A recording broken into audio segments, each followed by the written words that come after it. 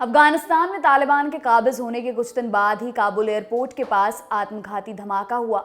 हमले में 13 अमेरिकी सैनिक भी मारे गए। दावा किया गया कि इसमें इस्लामिक स्टेट खुरासान का हाथ है। झल्लाए अमेरिका ने 29 अगस्त को ड्रोन हमला करके आतंकियों को मार गिराने का दावा किया। अब अमेरिका गलती मान रहा है कि असल में ड्रोन हमले में आम नागरिक मारे गए थे। अमेरिकी रक्षा सचिव लॉयड ऑस्टिन ने काबुल में हुए ड्रोन हमले के लिए शुक्रवार यानी 17 सितंबर को माफी मांगी। इसमें 10 लोगों की मौत हो गई थी। ऑस्टिन ने एक बयान में कहा कि मैं ड्रोन हमले में मारे गए लोगों के पीड़ित परिवार के प्रति अपनी गहरी संवेदना व्यक्त करता हूं। हम क्षमा चाहते हैं और हम इस भयानक गलती से सीखने का प्रयास करेंगे। अफगानिस्तान में किए गए ड्रोन हमले में अमेरिका ने अपनी गलती मान ली है। अमेरिका ने एक बयान में कहा कि आतंकियों के भ्रम में उसने कार पर जो मिसाइल दागी थी वो भूल थी। उस कार में अफगानिस्तान में बचाव कार्य में लगे एड वर्कर थे। इस हमले में 7 बच्चों समेत 10 बेकसूर लोग मारे गए।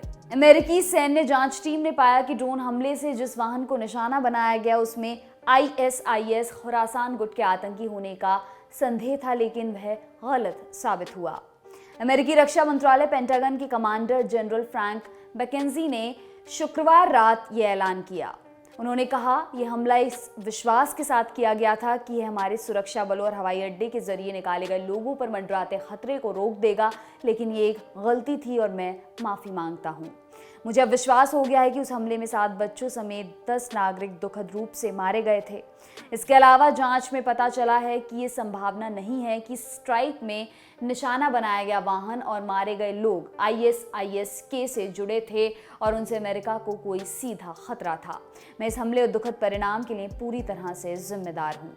इससे पहले 15 सितंबर को अमेरिकी विदेश मंत्री एंटनी ब्लिंकन को भी संसदीय समिति के सामने सुनवाई के वक्त तगड़ी डांट सुननी पड़ी थी। जब उनसे पूछा गया कि बाइडेन प्रशासन ने जिस पर ड्रोन हमला किया था वो एड वर्कर था या ISIS के गुट का आतंकी, तो उन्होंने कहा कि प्रशासन इस हमले की समीक्षा कर रहा है। सवाल पूछने वाले सेनेटर ने कहा कि ये समीक्षा तो ड्रोन हमले के पहले की जानी चाहिए थी। अमेरिकी सेना ने दावा किया था कि विस्फोटक को सफेद टोयोटा सेडान के ट्रंक में लोड किया गया था, जिसे हेलफायर मिसाइल ने उड़ा दिया था।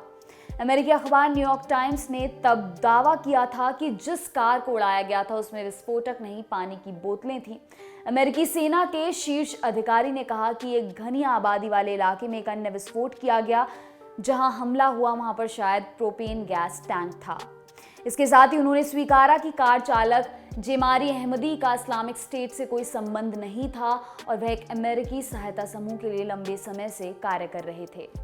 मैकेंजी ने कहा कि अमेरिकी सेना ने करीब 9 घंटे तक टोयोटा कोरोला को ट्रैक करने के बाद हमला शुरू किया और उसे खतरा माना। उन्होंने कहा कि उस वक्त 60 से ज्यादा खुफिया जानकारी मिली थी, जिससे संकेत मिला कि हमला हो रहा है। उन्होंने कहा कि 6 रीपर ड्रोन ने गाड़ी का पीछा किया था। अमेरिकी रक्षा सचिव लॉयड जे ऑस्टिन ने भी 29 अगस्त को अमेरिकी स्ट्राइक में 10 अफगान नागरिकों की मौत के लिए माफी मांगी। न्यूयॉर्क टाइम्स की जांच रिपोर्ट के अनुसार 29 अगस्त को जिस वक्त अमेरिका द्वारा एयर स्ट्राइक किया गया उस वक्त 43 साल के जेमारी अहमदी 1996 मॉडल की एक टोयोटा कोरोला कार चला रहे थे, जो हमले में नष्ट हो गई।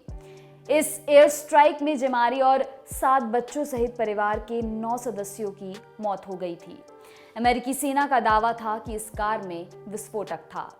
आपके लिए तमाम जानकारी लाए हैं हमारे साथी अमित। मेरा नाम है दिव्यांशी।